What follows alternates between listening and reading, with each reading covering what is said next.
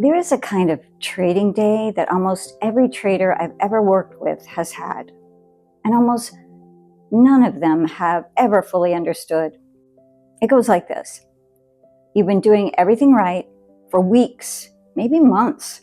You're following the plan, honoring the stops, walking away when you hit your limit.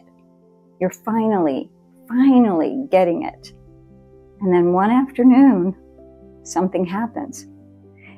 It starts with one trade that goes wrong. That's fine, you've handled those. But this one feels different. There's an edge to it, a familiar electricity that you recognize too late. And before you fully understand what's happening, you've given back the week, then the month, sometimes a season. Then you sit there in the aftermath and you cannot explain what happened. Not exactly. Because on paper, nothing changed. The strategy was the same. The setups were there. You knew what you were doing, and something took over anyway. Something that felt almost like watching yourself from the outside and feeling helpless. Everyone calls it tilt, a bad day, discipline failure. But what if I told you it wasn't any of those things? What if I told you that blow up, the one that came from nowhere, had actually been coming for months, and that your body sent you every warning it knew how to send? Stay with me. Welcome back to Could It Be ADHD? I'm Devin Mills, certified trauma-informed life coach for traders and founder of Overtraders Anonymous. So today I want to talk about what the nervous system does when it's been pushed past its limit for too long. Not the trading nervous system, yours, the human one. The one that's been managing a trading career and whatever else your life holds with a brain that was never designed for the repetitive demands of what we do at the screen every day. There's a word for what happens when that system finally reaches its limit. Burnout. Not laziness, not weakness, not I lost my edge or the strategy is no longer working. It's the nervous system's protective shutdown. It's a way of saying clearly, loudly, through the only language it has left, enough. I'm not doing this anymore. And here's the thing about burnout that nobody explains. It almost never comes from nowhere. It feels like it does. To the person living it, it seems sudden. One afternoon, one session, one moment of devastation that appeared out of the clear blue sky. But underneath that clear blue sky, months of white knuckling, months of masking, performing okay at the screen when you weren't okay. Months of the nervous system sending quieter signals that something needed to change. Signals that got overridden, ignored, or simply never recognized for what they were. And then there's one new stressor, one thing the old coping strategies couldn't cover, and the pressure valve blows. The blow-up wasn't a tilt.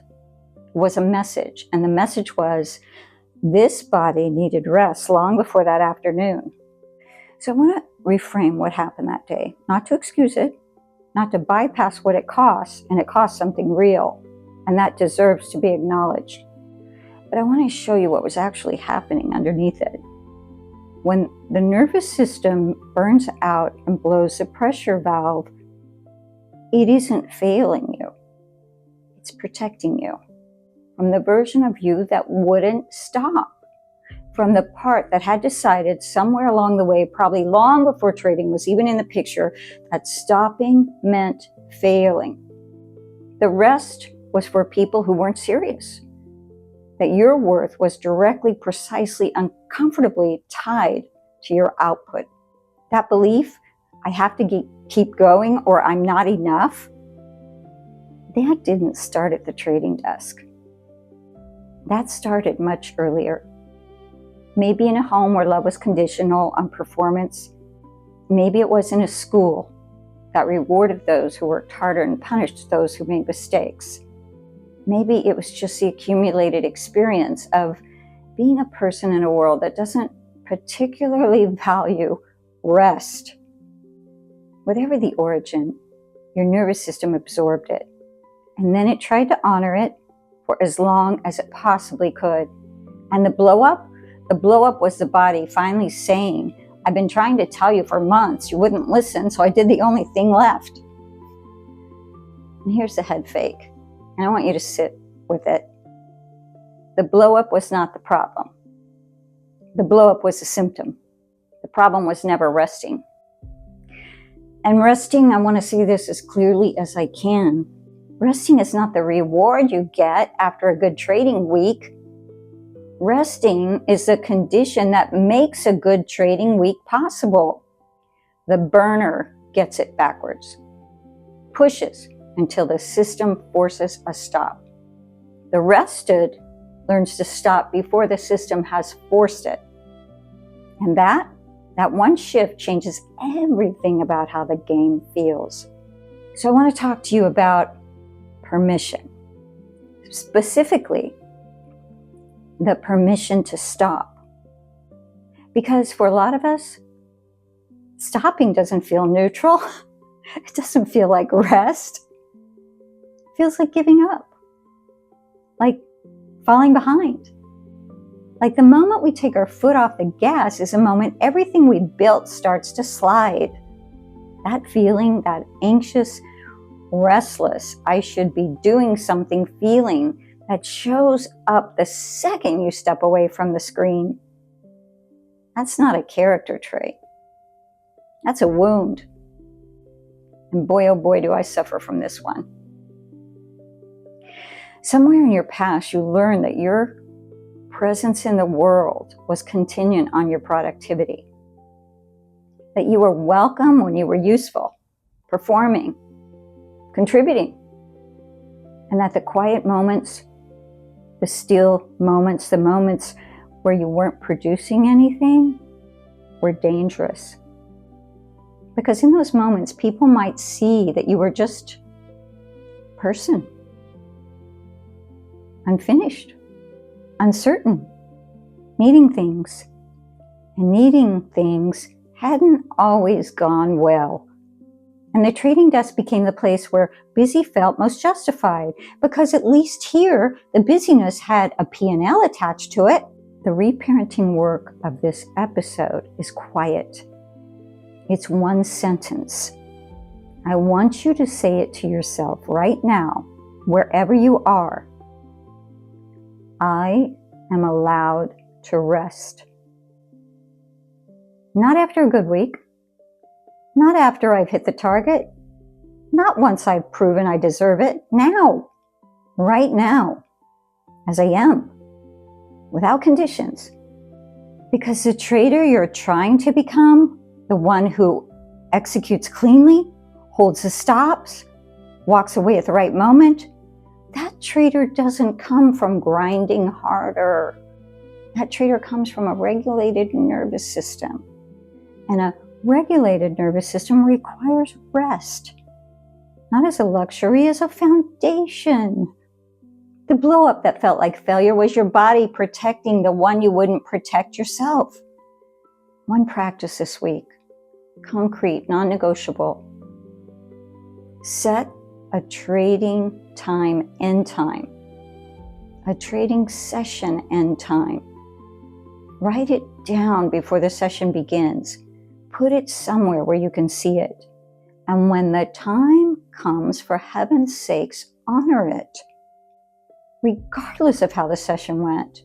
Green, red, sideways, perfect. The session ends when you said it would. And when it ends, do one thing that has nothing to do with trading. Something your body actually likes. Not something that numbs, but something that replenishes. A walk, music, food you actually taste, a conversation with someone who has nothing to do with the markets. 15 minutes. That's a starting point. And when you feel the pull back to the screen, and you will, Oh, you will, especially in the first week. I want you to notice it without acting on it. Just notice, isn't that interesting? There's the pull. That discomfort you feel when you're trying to stop, that is not a sign you're doing it wrong. That is a sign that rest genuinely is a new territory for your nervous system. And new territories always feel uncomfortable before it feels like home. So give it time. Give it consistency. Give it the same patience you'd give a trade setup that needed to develop, or better yet, a child that was learning a new skill, saying their ABCs for the first time, trying to ride a bike for the first time, catch a ball, bat a ball. I think you get what I'm saying here. The rest will start working, and then slowly, quietly, will everything else. Before I let you go today, I want to say something to the trader who just recognized themselves in this episode. The one who's been white-knuckling for longer than they can admit. The one who's had the blow-up that came from nowhere, maybe more than once. You don't have to figure out how to rest alone. OTA, Overtraders Anonymous, is the room where we practice this together, where we learn to walk away from the screen before the body forces it, where we hold each other accountable, not just to the trading plan, but to the whole person underneath it. Sundays and Wednesdays, 5 p.m. Eastern, free, no judgment, online, on Zoom. The link is in the description. You're welcome there, especially if you're tired. Especially if you're tired. But if you're not ready for a group setting, I've created a compassionate guide for this whole series called Could It Be ADHD? 7 chapters for all 7 episodes here. You can grab it on thehealingtrade.com. I'll put the link in the description. So next week is the last episode of the series. And I want to tell you what it is because I think you need to hear it today, not just next week. It's a letter, not from me to you, though there's some of that too. It's the letter you get to write to the trader you were when you started this series. The one sitting alone with the real numbers, wondering what was wrong with them. I think you're going to surprise yourself with what you have to say to them. Thank you for being here. If you got something out of this episode, please tell me in the comments below. And please subscribe and like the video because this is only the beginning. There are many, many more episodes and shows and series to come. I'm Devin Mills, certified trauma-informed life coach for traders and founder of Overtraders Anonymous. Your blow-up wasn't a failure. It was your body protecting the one you wouldn't protect yourself. It's time to take over that job. I'll see you next week.